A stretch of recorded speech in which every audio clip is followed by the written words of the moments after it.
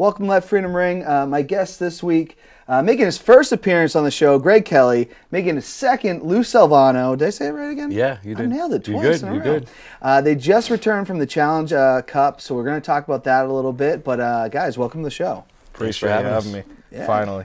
I know we've been trying to get Greg on for maybe 2 years, maybe Yeah, one, probably that long now, somewhere but- around there. So I'm glad you were able to make the appearance. Lou, how you been since your last time on? Good. Can't complain. How about yourself? Everything's good. Yeah? You know, we're just trying to get through the winter. Yes. Yeah. Now we're getting hit with snow. I know it wasn't like we'd had no snow before, and now all of a sudden it's just pelting us. It's constant. I know you guys were just in Florida, so you're probably coming back. We're like, Oh, Yeah. The worst was leaving Florida, 80 degrees, getting off the plane in Boston, and snow on the ground. It was like, Yeah. That was the worst. I know you guys know Chris Gray Mason. Yeah, He's yeah. on the. We call him Scotch, but he posts. He's like, "Why'd I come back to this?" Yeah. I walked out of the airport. I was like, no. I almost wanted to stay on the plane, like you see people that they get stuck on the train and it just goes back the opposite way. I just thought to myself, I was like, if I just sit on this plane, you think it'll just go back to a hot weather? But unfortunately, I had to get off. Yeah, it is what it is. We'll be in spring before we know it, though. Yep, That's right a around the good corner. thing. To be honest, this winter hasn't been that bad No. compared to other years where it could be way worse. It's constant, or it starts in October. Yeah, Right. yeah. And goes to like March. This year in October and November, we had a bunch of days that were like 60, Yep. 65. Yeah. New England's a crapshoot. That's for sure. We don't know from year to year, but I do want to get into this. This can be a softball-heavy episode. We're going to talk about the Challenge Cup. We've had Lou on the show before, so we kind of know his softball background. But Greg, how did you get into softball? So I got in because a couple of my friends that I went to high school with, they used to play at the Tewksbury Elks. That was like a league that was in Tewksbury where I grew up. And when they used to need a fill-in, he used to call me and say, hey, can you come down and fill in? Because we all lived like within 10 minutes of the Elks. And so I started playing there, filled in for the first year, probably played like 10 games. And then the following year, older guys left. Okay. So they added me to the team. And that's how I got in. I really enjoyed it, like playing twice a week. And then as I started playing more and more, it was like started getting more now to where I am now, where it's almost every day of the week, and sometimes it's a lot. But Now, were you a kid too? Like, and me and Lou talked about this on the show. Like, were you hooked on baseball like as a child too? no, so I actually played basketball growing up. Okay. He's actually pretty good at I've heard this. This is Kevin gave you Yes. credit on the show about Yeah. this. So I played basketball growing up, and I played like very competitive AAU, Okay. and a bunch of the kids on my AAU team now play in the NBA. All right. And Nerlens Noel, he was from Everett. George Niang was from Methuen. A bunch of kids that I grew up with, and I was just unfortunately not gifted with the height. But I mean, it was great. I got to meet a lot of people. Like I played Danny Ainge's son a bunch. Oh, no way. And he used to be That's at the dope. tournaments. Yeah. And that's why I think like now with tournaments softball, it was very easy for me to like travel and get a hang of it, because when I played AAU, all the tournaments were traveling. We played in the Peach Jam, which is in Georgia, and seeing how softball is now, it was awesome because it was like I used to do it for basketball. So, I mean, it was really good. But I used to love baseball, and I kind of wish I stuck with baseball because I was pretty good at baseball, but basketball was like my passion. Okay. But I feel like if I stuck with baseball and put as much effort into that as I did basketball, with my height, I probably could have done something with baseball, but basketball was my life All right. before No. softball. No, I've heard, and like I said, Kevin was on the show. He's saying that you're good at basketball too. Yeah. So, one last question on this: just how long have you been playing softball? Like 5 years, Okay. 6 years maybe, tops. I haven't been. A lot of people think that I've been playing for a long time, but 5-6 years, which has been great. I love every second of it. Yeah, awesome. I'm going into year 18. I think Lou's Same. not Right. not far behind me, right? It's 18 Same. too. Yeah, I started modified when I was 18, 19. I'm 37 now. So Okay, that makes sense because I started at 20. I just threw in. So where I started playing was at Plymouth State. We Okay. did intramurals, and I was a baseball guy. I didn't go out for the high school team because I thought I was going to get cut. So I went to track. I just played senior Babe Ruth. I had an issue with the coach. He was not a bad guy. He cut my brother. I felt like he was going to cut me too. So I was like, you know what? I'll go run track. I'll do senior Babe Ruth. But as soon as I got to Plymouth State, I was like, I got to do this. Like, I want to do this so bad. And now, hopefully, we can bring a team this summer, go win at Plymouth State. I haven't won there in a long time. It's been since 2005, so hoping for that. But I want to get into this, guys, because you just were at the Challenge Cup.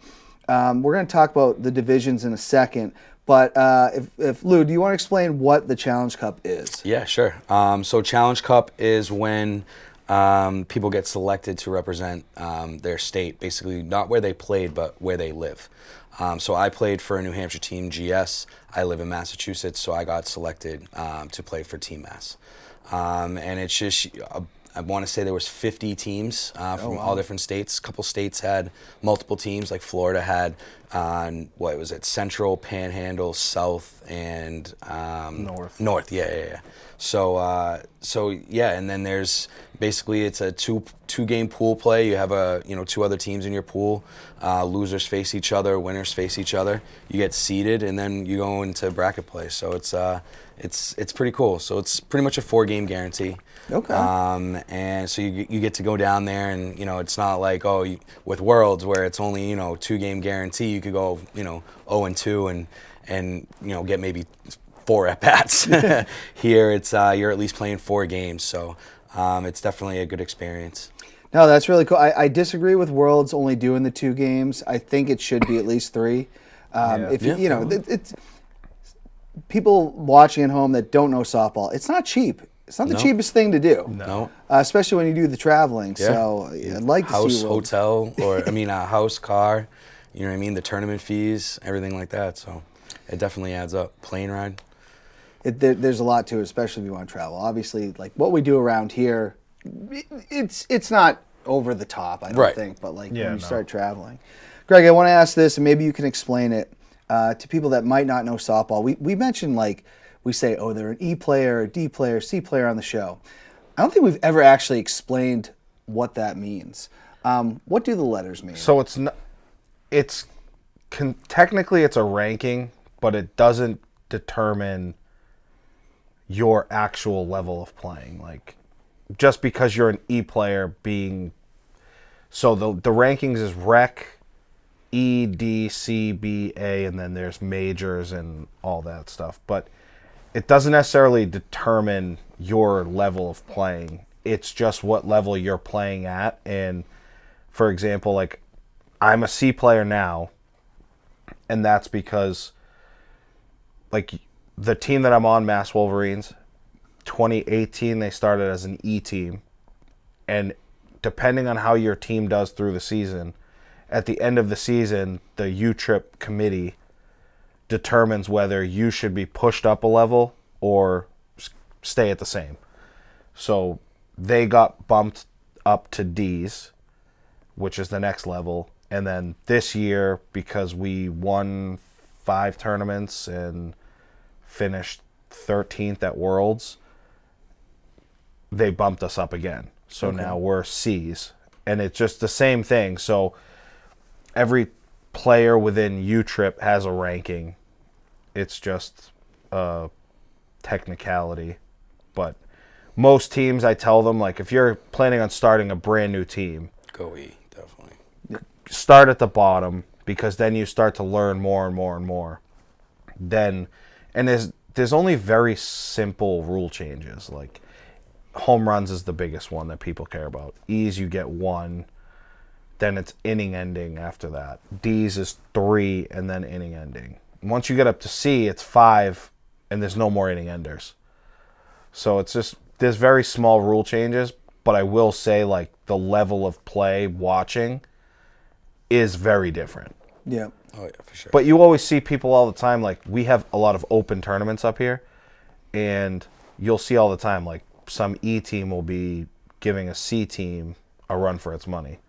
It's just It's almost like it depends on like when I was wrestling in high school, right? You could have New Hampshire paperwork or whatever state you were in, and the better you did, you would go to a tournament and be higher ranked. Yeah. It feels like the same. Like you got to prove yourself in E's, and I'm sure there's people that just go right to D's or C's, but you prove yourself there, and they say, hey, we're gonna move you up because obviously you're good at this level. Exactly. And they have like the whole reclass thing where like if you which are is a individual C player, you players, can drop yeah. down, and it's like to me, I'm happy because the goal, like in any sport, is to go up, and I can't complain. I'd rather go up than back. So Yeah, no, for sure. I know there's like, and then you get down to like, and Ryan's been on the show, the director of New Hampshire, because there are some people that may get bumped on one team that's like, you know what, I don't think I'm at the level at the rest of my team. Yeah. I want to go back down to that. happens. So, I want to ask this. I know, Greg, you were a coach. Lou, were you coaching too, or were you just picked for? For Challenge Cup? Yeah. No, I was not a coach. How do we pick these teams? So I wasn't a coach. Okay. The coach of my team. So whoever wins the state tournaments for their state gets their coaches offered the position to coach the Challenge Cup team. Okay. So Mass Wolverines, we came in first in Mass States for D. So John Hickey, the director, asked Manolo, our coach, to coach the Challenge Cup. Okay. And from there, he was told he could pick the team. So he started picking players that he took 3 from our team, and that's another rule. Yeah. Challenge Cup teams, you're only allowed max 3 players from each team. Okay. So if we had, what we have in Mass this year, I think like 30 plus D teams. So he picked 3 people from a bunch of different teams, but at the end of the day, the teams are never going to satisfy everybody. Sure. Some people should make it, some people shouldn't. It's not necessarily like a down, like not a compliment to your game. It's just, it's hard to pick.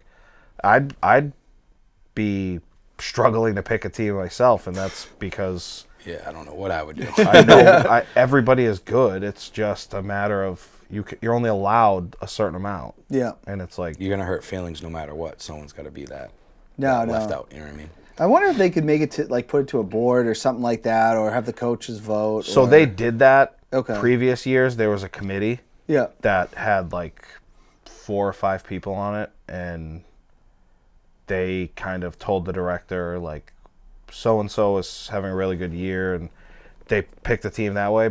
But like Lou said, not everyone's gonna be happy every time. It happens in pro sports too. Oh, yeah. And it's a lot different too, because like, for example, on our team this year, we had 3 kids from a team that nobody would ever hear of because they're from Western Mass. They never play in Taunton, where the committee usually watches teams, and other local tournaments. They're never usually out here. So it's like, it's difficult to judge because it's like a team from Western Mass that plays in Connecticut a lot, the committee in Massachusetts would never see them. They just don't know. So it's like, it's hard. But I give Manolo a lot of credit. He picked the team, and Yeah, you guys did very to be well. honest, I don't think I've ever had more fun and vibed with a group of guys only being together for like 5 days. Same. It was unbelievable. No, that's super cool. Were you gonna say something, Lou? No, I was just saying same. Like I've never, I mean, I went to with my team at Worlds, and I would I would do it all over again with the Challenge Cup guys over the team I was playing for. So it was definitely good to consider these guys family after only knowing them for like 5 days. No, that's super cool. I got to ask this. What were some other states that were involved? We said 50 teams, but you said there was multiple teams from certain states. Any ones that stuck out? Any states that when you go down, you're like, they're not here? I mean, I'll tell you one that stuck out for me. Alaska had their own team. Yeah, I heard about this. Yeah. I don't know. That was an ease, yeah. Yeah. So I mean, that was pretty impressive. I don't know how they warm up with like snowballs or something like that, but it was definitely cool to see. Like the Ohio teams filled with Amish people. They just are absolute monsters at softball. I don't think any of us would ever have pictured this until people started going to Florida. Yeah. I know Lindsay Drew made a comment on Facebook that we're not going to repeat here. But yeah, like, are they actual? Like, They're are they legit, real man. Amish people? Yeah. Like, Oh yeah, All they they're- do is they go to school or whatever, go to Yeah. work, and then they go. They were telling us they go straight to the field. they had their wives or fiance, whatever they are, there at the game wearing their bonnets and everything No like that. way. Yeah, Okay. yeah. All right. Definitely, like you could tell, like okay, you're definitely Amish. It's so crazy because growing up, you thought they never left there wherever they were. Right. Right. And they speak gibberish. Yeah, it's like the water boy coach that stands on the During our sidelines. game, we played them Friday night, and they were our first loss. And they were. I heard them yelling and stuff. I didn't hear a word of English. Yeah, you can't make Really? you can't make sense of it. That's just wild. It's like, I've always pictured, like, you'd have to know the internet to know that there's a tournament in Florida, right? Yeah. So funny. One of the Amish women walked by and she had a cell phone in her hand, and my boy Burnsley was like, all to us like fraud. Like you can't have. What is this technology in your hand? It was kind of funny, but yeah, we were kind of taken back. She had like an iPhone 12 or something in her hand. So yeah, so I guess they can check the brackets. Yeah, it's kind of wild because I remember first hearing about this because everybody around this area has now been. I remember when Worlds like Florida trips started to explode in 2016. Now a lot more people are going.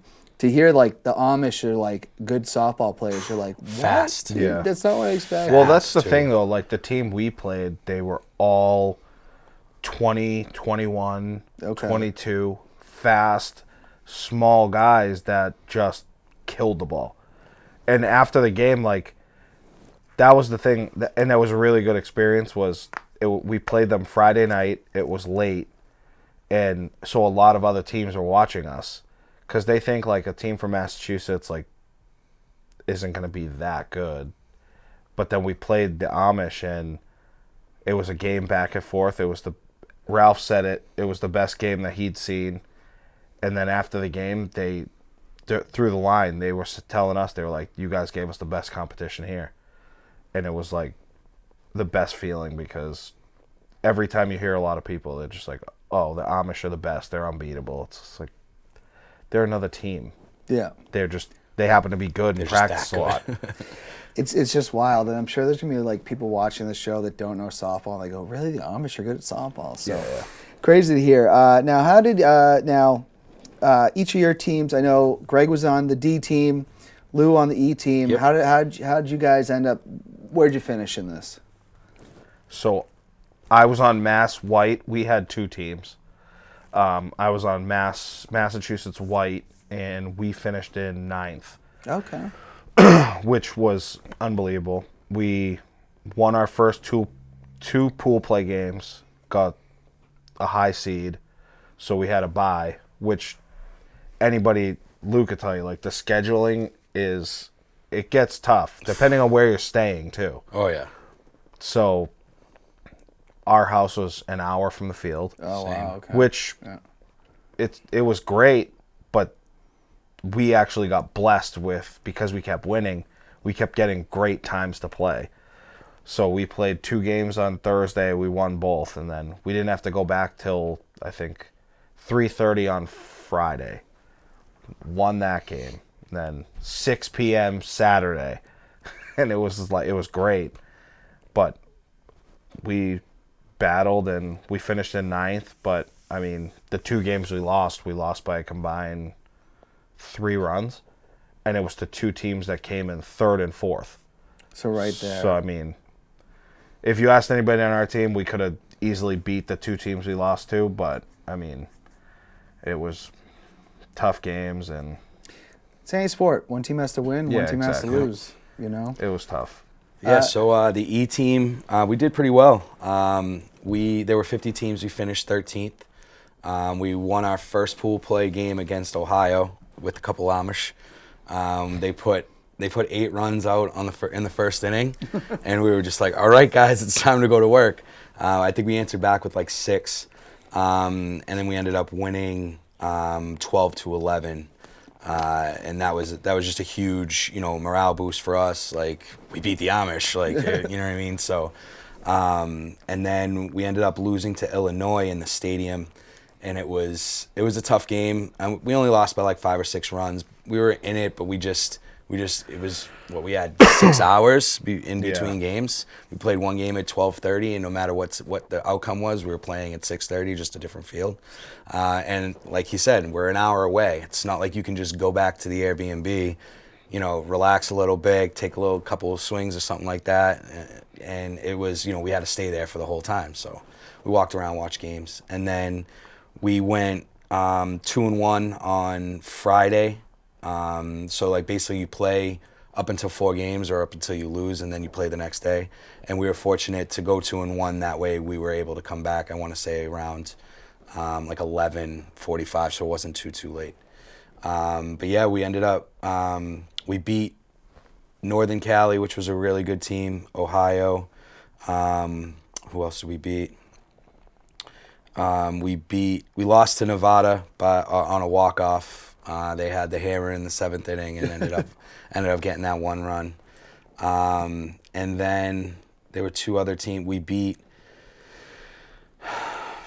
It'll come to me. But the only teams we lost to were finished in 3rd, 5th, and 9th. Okay. So like again, we were right up there. It wasn't like we lost to anybody that finished in 40th or something like that. We had a really, really good squad, and I would run it back any day with those guys. So. Yeah, it's crazy because you always think that everybody's going to always pick the warm weather places. So to beat a team from California, that's a big deal because they could do it. We go into indoor, but no one feels the same when we're there. Oh man, no, but that's the thing too. It's like we have from what was it like the beginning of December, like before December when we found out, or like November. To January, it's like we don't play outside. We're playing indoors to try to keep warm and to keep our reps. These guys are all playing tournaments outside almost every weekend. Our team was doing batting practice like every week. But then you get teams like Florida. The teams we played Arizona first, and then we played Washington. We beat Oregon. That's what it was. New Jersey. We beat the brakes off of New Jersey. Ohio. And then South Texas. But like when you think about it, South Texas, you could look on like the U-Trip website, and half the teams that are in that state for 2023 already have like 20 games played. Yeah, it's while we don't have our first game played until like April or May. Right. And it's just we're at a significant disadvantage, but I know for my team and for Lou's team, like to go out there and have that showing is big for New England because it's like it shows that we belong. It shows that we can ball. Yeah, it shows no that we have we have ball players up here, which is despite having to play indoor for half a year. Yeah, no, I totally I've always thought I know a lot of people love BP, and I do like it, but it's not like you can't recreate an actual game. Exactly. Even with indoor, you can't recreate actually being on the field. You just can't do it. I mean, indoor, you hit it into the dome, and it comes right back down. So what's and it's crazy like, is we brought the last indoor tournament in Dover. Yeah. Or not Dover, one of the domes. Goffstown. Goffstown. I put the Challenge Cup team, Mass team, into the tournament. We went 0-2. It's we went 0-2, and that's because like the kid Kyle in center field, who's one of the best center fielders I've ever seen in my life. He robbed like 4 home runs in Florida, like running to the fence, timing it, jumping on the fence and robbing it. He couldn't catch a ball in the dome because he'd go track it like a regular ball outside, and it would tip the roof and fall straight down. And it was insane to watch because I play indoor a good amount, but like a lot of the kids on my team, they don't. Yeah. But it was really crazy to see, like, oh, they're 0-2, and this is you hear everything. Like, this is the Mass team. Yeah, you can't and then compare indoor. Right, it's at all. Play us outside. Yeah. And then we showed them outside in Florida where we did really well. So it was crazy to see. I think the winter really is just the focus is for me personally. It's like getting out and doing something, and also just keeping up and playing. But you're right. I don't think the wins and losses. There's been teams that have been like, yeah, we've dominated indoor. It's like, okay, I mean that's good for you. Yeah, right? yeah. I think that's great. Right. But it's like at the same time, it's like it's a different game, Completely and different game. it's not what we do. Yeah. You know. Did you guys have a favorite part of the trip? They just really were like, this was... Mine honestly was just the house. Like, All right, I thought we were gonna say the same thing because Yeah. we're both. the food. The food trucks. The food trucks is great, but mine overall, the house was just like something you can never recreate unless it's the whole team again. Because the first night in the house, we all landed at like 11 p.m. and we had a giant game room in the house with like arcade games and an Xbox. So we instantly started the Xbox and like downloaded a bunch of sports games, and we were in there the whole weekend playing, screaming. And then our group chat is hilarious, like even for the past few days since we've been back, nonstop Definitely. laughing, joking about stuff that happened in Florida. And just overall, like, we all loved each other, and the team was so fun that, like, we were all saying the whole time, we're like, oh, so are we taking this team to C's? And some guys, like, aren't ready for C's, so we're putting the team into One Nation, which is a different association. Yeah. But, like, we can all stay together so that we can all play tournaments still together. That's what we found as a solution, like, because we all want to get this team back together and still be friends. So we're just going to play a different association with this team. Awesome. Which is great. What about you, Lou? I would say the food trucks, obviously, but if I had to a say good food something, truck. You can't go wrong. no, there's not even just one food truck. Oh, There there's is- like 100. There's like 100 food trucks, and it's amazing. But I mean, I'll piggyback on that. It definitely was just the jokes that we brought back from the experience that we had at the house. Like, I made a post, and there was probably like 13 to 20 hashtags like that just were jokes of the house. And I mean, like, we were taking BP outside the stadium before our first game, and our game one pitcher is throwing us BP, and he's not getting behind the L screen. And we're like, what are you doing? And so Eddie, our main pitcher, was like, all right, I'll get in there. And he hits one, and it skims right off his leg. And he was just standing there, and he's just like, all right, let's go. And we're like, bro, you have plenty of time to get behind that L screen. What are you doing? He's like, I don't need it. And I'm like, Oh, God. all right, there's you're a so many psycho. pictures like that. I'm like, okay. So then someone else gets in. I think X gets in, hits him right in the thigh. We're like, you're not doing yourself any favors here. So we basically made it a hashtag Team Noel screen. But the very first game, it was like it was very first game. Second pitch, he gets one right back at him, and he makes the out, like he snaps him off. I was like, we prepared you for that. Definitely prepared you for that. But yeah, I mean, there was a guy, one of our teammates, Kyle, he snores pretty loud. So he was designated to sleep outside. That's me. So anytime he'd get a hit, he'd be hitting triples, doubles. Anytime he'd get on, I'm screaming, that guy sleeps outside. And I got to the point where one of the camera women that was like taking pictures, she was like wanted to do like a wellness check. She's like, he sleeps outside? Like, it was just a huge, it was definitely the memories that, you know, being with a group of guys for only 5 days, just having all that, and like we wanted to put in a team too. We're like, are we gonna take this team and put it in E's or something like that? Like, what's up? So I'm hoping for that and seeing what that does. Obviously not with U-Trip, but maybe like One Nation, like Greg said, that would be a great idea. So we'll figure something out for sure. All right. Now I want to ask this, just because we have talked a lot about what the Massachusetts teams. Did you guys get to watch any of the other teams play? So we watched New Hampshire almost every game.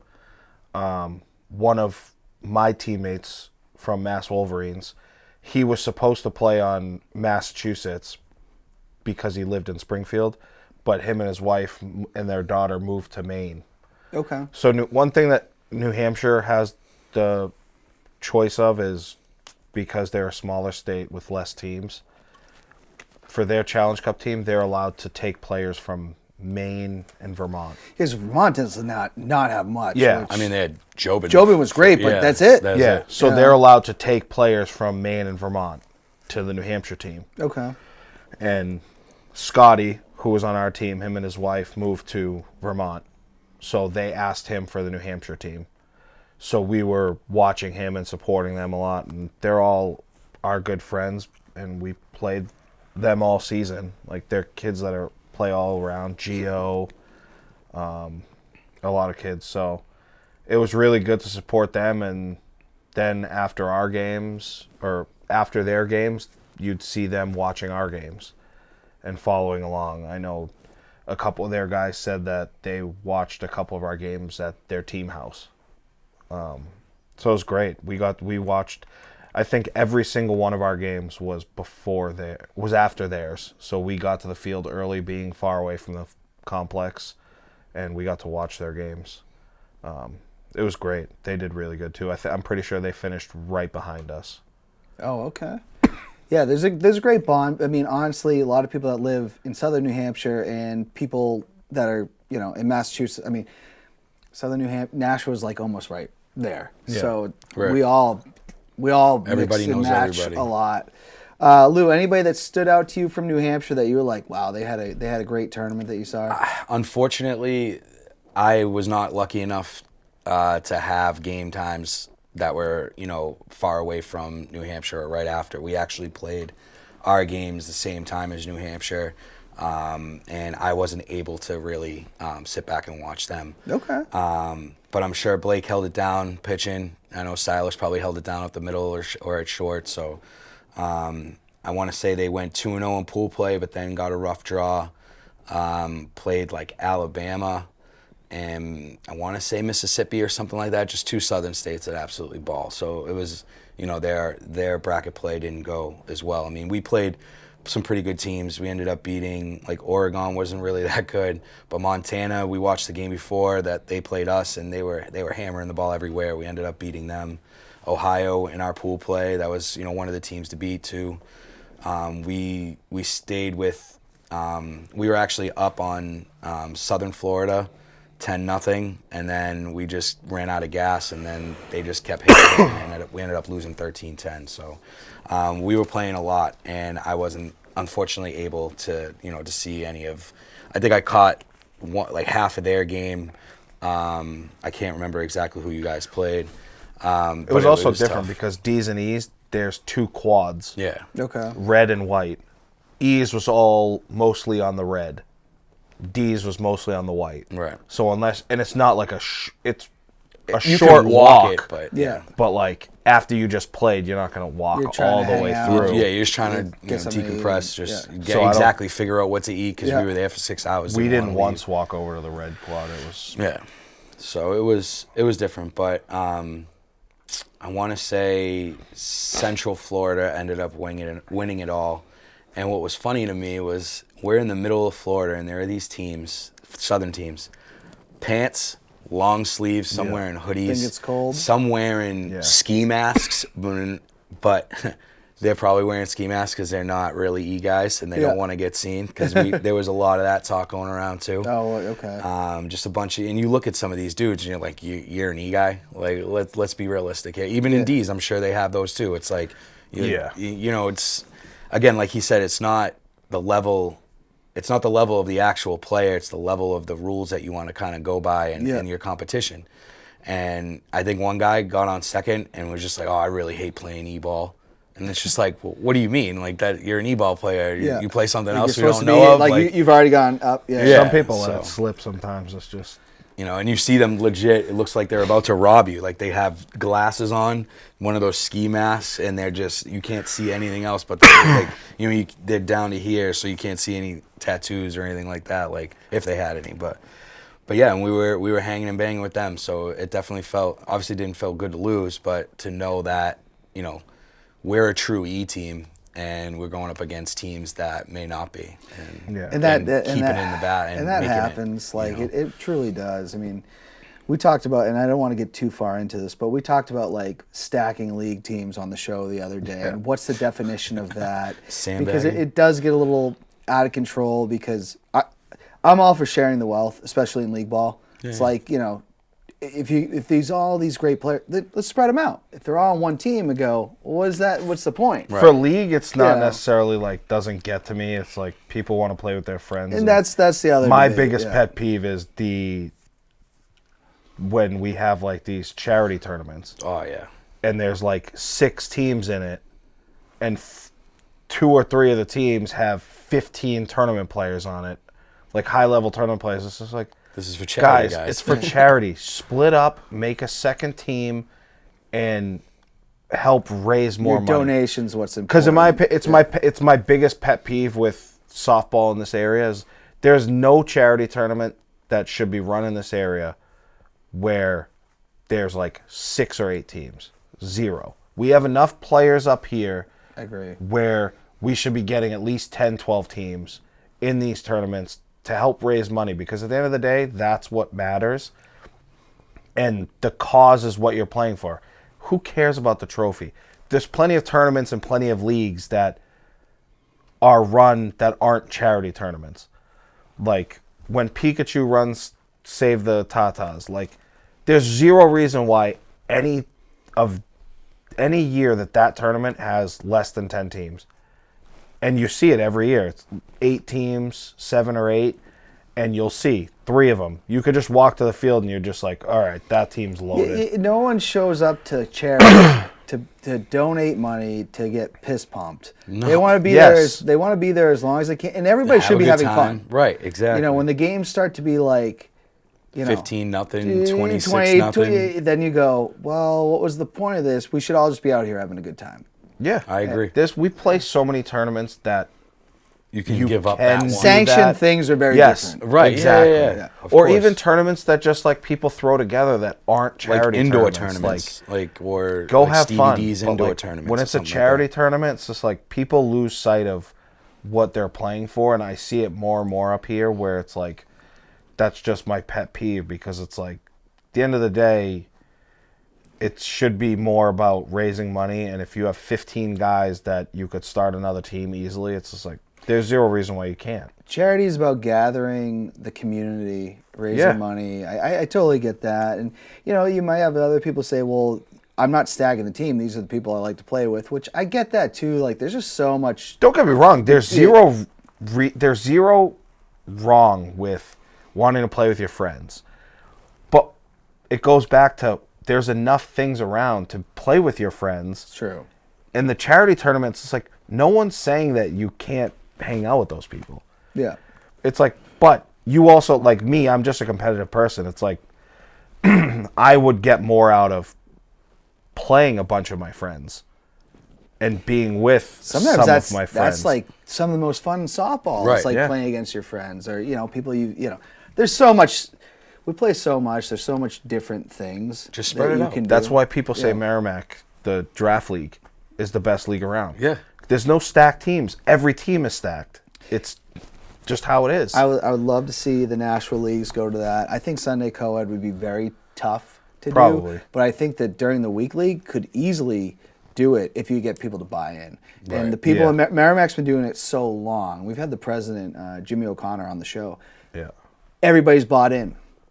And once everybody's bought in, then you can have stuff like that. You can draft it because they all believe that this is the greater good. It's just because everybody loves to play the most competitive games, and that's the thing in that league. There's not like, what happens in Nashua, like on Tuesdays and Thursdays, where it's like, oh, we're playing this team. It's like, we're going to go down, we're going to beat the bag out of them, it's going to be done in 5 innings. Merrimack, there's no team that you can... I've heard like the 6 seeds won the championship. My first year in the league, I was with J-Ro, and we were the 6 seed. We made it to the championship. And we played the 7 seed. This year, I think it was the 7 seed and the 5 seed. It's like, because every single night that league has the best games because every team is good. See, I think Nashua could do it because, to be honest, I've been there since 2013. I'm playing the Nashua Industrial League. It's not really industrial anymore. That's just the title. We're all friends. We all know each other. There's no reason not to do it. I've played on several different teams in that league. Right. We could do it. Yeah. But they say to get enough people, we would need Monday, Wednesday. And there is a lot of people in the Monday, Wednesday league in Nashua that are like, no, this is the only day I can do. And we're not going to switch it. So that's the debate. I'd love to see it happen. Yeah. Absolutely would love it. I hope it wouldn't go to Monday, Wednesday, because that's Merrimack nights. Well, that's the thing. They can't, because Merrimack does have, and we've talked about this before, they have the stranglehold. It's probably the best brand of softball, league-wise, in southern New Hampshire. Yeah, for sure. Well, you also hear people like, even my friends that I played with during the season from Springfield, they tell me all the time, they're like, I wish that there was a draft league out here, because everybody hears about Merrimack, probably because everyone hypes it up, because everybody who plays in that league loves it, and it's the most fair league. It's great. It's just... Yeah, anything draft, and like, we've gotten to a point, or at least I feel this way, I know so many different people. Yeah. And willing to play with so many different people. That's why I think, yeah, Merrimack definitely they have the strength, that brand, I look at it as a brand, it beats everything, and I know I'm not part of it, and I might play this, I can only play one day a week because I work nights on Mondays. But I'd love to just, even going down there and just hanging out. Like, there's been times where I'm like, well, I'm not, I was playing Nashua, and Wednesday night I was like, we don't have a game. I'm going to go down the field and just hang out. And there's tons of people there. Oh, yeah, everybody from the league, they just hang out. That's the So, other good part. I think there's a lot of good things. Jimmy O'Connor, he's been on the show. He does a fantastic job doing that. He's great. I do want to ask some non-softball questions, just real quick, and then I want to get a buy or sell, which is my favorite segment on the show. I like that segment. What are you guys' thoughts on Bill O'Brien coming back to the Patriots? Go ahead. We'll see what happens. Yeah, I mean I'm not big into like the coaching changes and stuff like that, honestly. So I mean, don't get me wrong, it's probably great. Like, It's probably better than what we had, but I was saying it all season that Patricia shouldn't be. He's not an offensive guy. That's like asking me to pitch in softball. I don't do it. yeah. That's not my thing. And he's been here before, right? Patricia was the defensive No, coordinator. O'Brien. O'Brien was back. If you remember in like 2011, Brady screaming at him on the sidelines. Oh, yeah. That went viral. He then went to be the coach of Penn State after Joe Paterno died 10 years. No. Yeah, I think it's 10 years ago last week, and he went down and, I think all that stuff that happened, right? Right. And that they got penalized. Bill O'Brien got Penn State back to what they were. And then he was the coach of the Texans, I believe. I'm probably missing something. And then he's been the offensive coordinator for Alabama. And he worked with, I believe, if I'm not wrong, he did work with Mac. Yeah, he did. The year they won the national championship. The way I look at it is, I mean, coaching is one aspect that we need to work on, but I mean, there's other pieces to the puzzle that we need too. So it's not like the offense that is just dog shit. That's what I'm saying. Yeah, I was gonna say, don't get me wrong. Like, the offense was a big hole in our game, and you can't go wrong. Like, hiring Bill O'Brien, we can't possibly go back. Yeah, it's just, I guess it's only forward from here. Yeah. Because I have to say, during the year, it was like the defense kept us in games that probably should have just got out of control. I mean, look at the Super Bowl we won against the Seahawks with Malcolm Butler. Like, the defense won that game. Like, No, 100%. And so we'll see what happens. I want to do this real quick because this is championship weekend. Yes, sir. Which is, I know, even with the Patriots not in, I know we're all jacked up for it. First I got one, a lot of squares. A lot of fundraising squares. The Cowboys are out. Love to hear that. I love They them boys, crapping though. on them boys. Who do we got here? 49ers or Eagles? That's tough, Greg. What do you think? I'm gonna ride with my Springfield guys. I gotta say the Eagles. I mean, yeah, Eagles are a great team. I don't know. I'm my NFC kind of guilty pleasure is the Niners, so I think I'm gonna have to go Niners. Niners defense is ridiculous, Yeah. but like, I wouldn't hear the end of it because a bunch of my Mass Wolverines teammates are huge Eagles fans, and like, I do think that they're good, but it all relies on Hurts. Yeah, no, he's been great. It's just unbelievable. I'm going bang, bang, Niners gang. Yeah. This Brock Purdy kid, I'm digging I what like him he's too. doing. Mr. Irrelevant is now relevant. I actually said it. I just said, like, I forget who I said it to. It might have been Kevin. I said, like, what would happen if he just won the Super Bowl? It's like a Brady. If he just led them this year to the Is he like Super Bowl, 7-0 right now as a starter? yeah. Like- But like, what would people say if he just led them to? Is it Brady all over again? You start to wonder. I mean, Brady year 2, people went, I don't know about this guy. And then he did an interview with Sports Illustrated, said, I will be better. And he was. And he was. Next one, this is the rematch, which, man, I am hyped for this game. This is gonna be Bengals, one. Chiefs. This is going to be good. This is going to be probably a shootout. Man, Joe Burrow is a bad man. He is. Who do you guys got here? I was going to say Chiefs. Are they due to beat the Bengals? Yes. Yeah. I think so, and I also think that people like Mahomes got hurt last week, and I think he's that good where I think he can sustain it and get the win, because I also think that they're due for. They got to be. I mean, the Bengals now beat them every time that Burrow's been the quarterback that I can think of. They beat him in the AFC I Championship. think they're Beat him 3-1 this- against them now. Is it? Okay. Yeah, between regular season and playoffs, I'm pretty sure that I heard today they were 3-1, and Skip Bayless called it like, he goes, "Oh, where's the game today or the game this weekend? It's at Burrowhead." See, that's when they're all saying that. I go, that's where you're going to get Mahomes. Yeah, Yeah. You probably Gonna shouldn't poke say the bear. that. exactly. And people are putting too much into that he's hurt. Like, oh, he's not going to be this, or he's not going to be that. It's just like, if you don't think that they're giving that guy every type of shot or treatment that's humanly possible to get him him, out there on field. the field to basically not feel his ankle, you're out of your mind.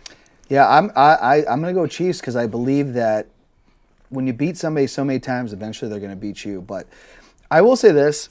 Mahomes' wife and brother have been very quiet this year. Oh, thank we haven't God. we haven't seen the social media posts, so it Thank doesn't make me God. hate them as much. Oof. But yeah, I got Chiefs. But again, Joe Burrow, man, that guy's the future He's of the sneaky. league. Yeah. Yeah. He's good. Before we get into buy or sell, real quick, Greg, because people are probably curious. Me and you seem to be in a lot of agreement on a lot of takes on Michael Jordan, which we're not saying he's He was waiting for this. Do you have a GOAT of the NBA? Yeah, LeBron. And don't get me wrong, like, I don't disagree with people when they tell me Michael Jordan. Because also it comes down to, like, I have this conversation with my family members and, like, my cousin. My cousin is probably the biggest one. My cousin grew up in the Jordan era. I grew up in LeBron's era. I still remember the day he got drafted. My mom took me. My mom she was born in Greece, but when she came here, she lived in Ohio. Oh, okay. So she's a big Ohio person. And when LeBron got drafted, I went to the mall, bought his jersey. His first game ever here in Boston, I sat right next to the tunnel on the floor. I've just been a fan forever. What I have a problem with is when people say he's not even in the category. That's crazy. And it's just like, Crazy. As much as I dislike him as, a person, not a person, I shouldn't say his kind of attitude, you can't not put him in the I conversation. don't like that he called Celtics fans racist. I don't think that's fair to label everybody that way. I say to people all the time, I don't agree with everything he says or does. Yeah. But as a basketball player, Yeah. there is zero reason why anybody should ever say he's not in the conversation with Jordan. Because at the end of the day, if you check every statistical category, he's better than Jordan. And what are people going to say? Because then you get the people, like, you've heard it, like, oh, he's got more rings. Jordan's got more rings. It's like, okay, well, Bill Russell has more rings than Jordan. What are we talking about? Yeah, exactly. Then you'll hear, like, oh, but LeBron lost 6 times in the finals. It's like, But he was there. for a decade, this guy, you had to get through him, period. And then they say something else. It's just like, okay, LeBron's lost in his career 1 time in the first round of the playoffs. Jordan used to get routinely swept in the first round for the first 10 years of his career. LeBron brought a very weak Cavs team to the finals at barely 22 years old. Yeah, with Eric Snow and Yeah. Zydrunas Ilgauskas. I- I remember that.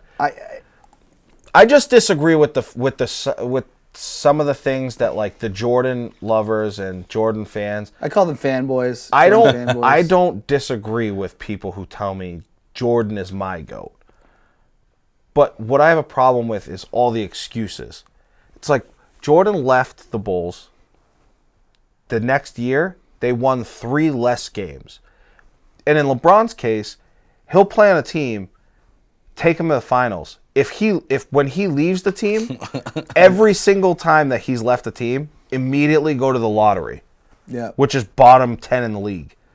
And it's like, then that goes to like most valuable player, which I have a problem with because the name should just be changed. Because in most sports, like basketball in particular, because I'm a fan of basketball, it's most valuable player for the last 18 years is LeBron. And that for the simple fact that he's on your team, you have a 80% chance, 85, to go to the finals. Without him, you're in the lottery. No, I agree with that. And I get fired up because when I was growing up, I was a Celtics fan, but the Bulls were always, at the time I started watching, it was the Bulls at that point. I just missed, like, Larry Bird's, I watched them, but it wasn't the rise of it. So I always loved Scottie Pippen. And I feel like these fans of Jordan love to leave out Scottie, and that pisses me off. I'm going to say that right in the camera. It pisses me off.